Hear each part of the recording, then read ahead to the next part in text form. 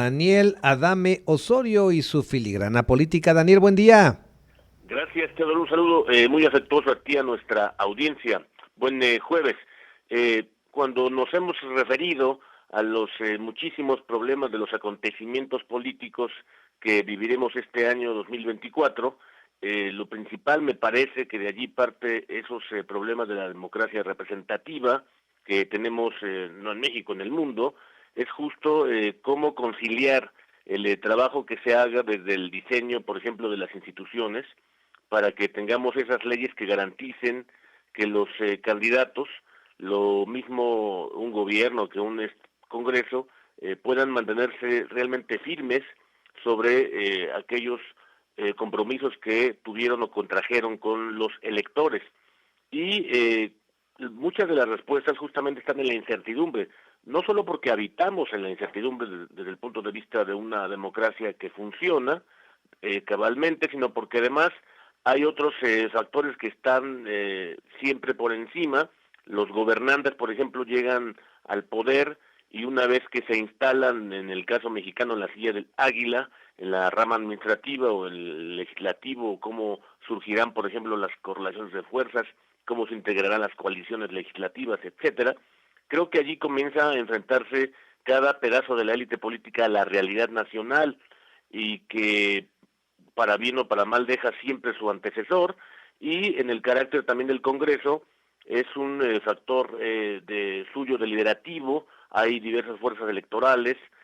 con líneas políticas, con identidades ideológicas distintas, y que desde luego eso obliga o debería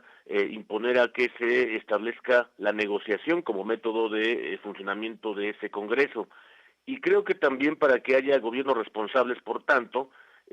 su concreción es igualmente difícil de nueva cuenta, porque si vemos los incentivos o incluso los objetivos personales que hay de un gobernante o de un Congreso, pues pesarían más los suyos que los de la sociedad, que nos lleva muy bien al libro que cuando nos plantea Robert Michels, que los partidos y sus élites nunca son democráticas, si acaso los militantes o la sociedad sí lo son, pero quienes lo deciden todo son los dueños de los partidos y de sus coaliciones, y por ello están dispuestos a pagar el costo político que supondría no seguir con ese compromiso que se contrajo durante una campaña electoral, por ejemplo, y llevarlo a la práctica en un programa de gobierno que se expresó de ese modo en campaña. Y creo también que efectivamente las personas, los electores, usan el voto, que llamamos voto de castigo, más elegantemente citado en ciencia política como el voto estratégico, para castigar al gobernante que se ha apartado de sus compromisos, y se encuentra desde luego con dos dificultades: la ausencia de información para evaluar, y que el voto se hace en retrospectiva, no pensando en el futuro a construir. Y junto con ello hay también el problema de la ausencia de mecanismos más claros para medir el desempeño de un gobierno de coalición, que es el que México vive por lo menos del año 2000 de manera más práctica, o el hecho de que un gobernante no tenga el control de su Congreso y que éste se halle en manos de la oposición, que fue justamente la realidad que tuvimos en México entre el año 97 y 2017, que es lo que llamamos el gobierno sin mayorías y sin mayoría del presidente. Y por tanto las elecciones se han convertido como un método, pero no el único, para que pueda evaluarse a sus representantes, a los gobiernos, sobre todo, por ejemplo, si la sociedad echa mano de esa evaluación del desempeño global de las instituciones democráticas, que tienen su propio peso específico, y su objetivo, digamos, final es lograr el equilibrio, la revisión mutua del desempeño, lo que llamamos no solo la transparencia, sino sobre todo el llamado a cuentas de las autoridades, lo mismo de las ramas que se eligen como aquella, la judicial, que no se elige. Esto aplica desde luego los cargos sujetos, reitero, a esa posibilidad desde el punto de vista del elector y también desde el punto de vista del diseño, que es el caso, por ejemplo, de la rama judicial, en donde allí se confronta la realidad una vez que se establecen los poderes públicos, y el Congreso tiene que echar mano de su funcionamiento, de su talento para elegir de manera cabal a los jueces constitucionales. Y por eso hay también otros problemas que son cuando no funcionan las democracias representativas, pues hay una crisis.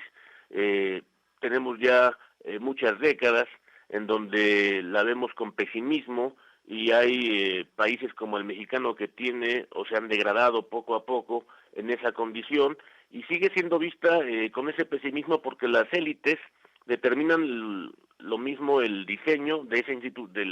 todas las instituciones, como por desgracia partiendo de su propio beneficio. Y seguimos desde luego enfrentados con la necesidad de que conozcamos lo que hace el gobierno, no solo, reitero, desde el punto de vista de la transparencia. Y también nos encontramos con muchos problemas desde el punto de vista del funcionamiento de la burocracia institucional,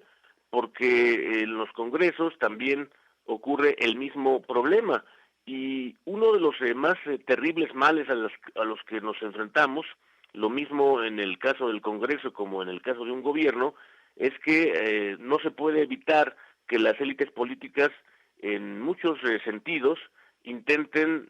inducir el resultado de una elección, como también de las políticas que van a aplicar estas llamadas políticas de gobierno o gubernamentales, en donde se toman decisiones bajo la argumentación de que se trata del beneficio de las mayorías.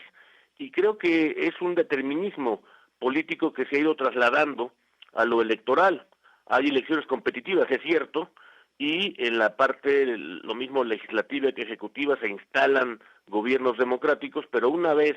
que los partidos políticos logran la cima del poder político, la sociedad observa que la realidad cambia y no para su beneficio necesariamente. Y bajo ese esquema me parece que la sociedad, por tanto, va creciendo en torno a la inconformidad porque carece de opciones, de una auténtica representación. Es un contexto muy complejo que nos habla justamente de sociedades enteras en el mundo que enfrentan élites políticas que se van turnando, llamemos así, la representación y el poder para generar alianzas y que su poder pueda simplemente entretenerse de los unos a los otros, y más aún derivan también en convertirse en una suerte de socios para generar digamos beneficios al legislar o al gobernar, no necesariamente para el beneficio, reitero, de la sociedad. Y hemos visto muchísimos casos alrededor del mundo. No creo, por tanto, que sea sencillo solventar estos problemas ahora en 2024, cuando tenemos dos coaliciones enfrente que nos representan esa funcionalidad o de continuidad con la idea del oficialismo que nos dice digamos la literatura, pero también nos lo pone la práctica, esa continuidad de las políticas del presidente López Obrador, o bien la idea del cambio político o de salir adelante con la senadora Xóchitl Gálvez. Creo, por tanto, que es un país, el nuestro, es una transición interminable que tenemos en nuestra democracia, y por tanto debemos tomarla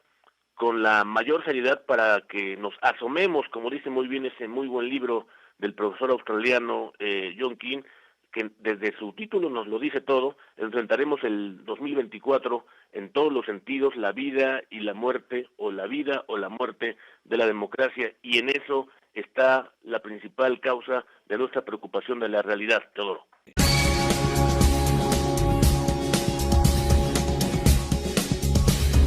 Irradia.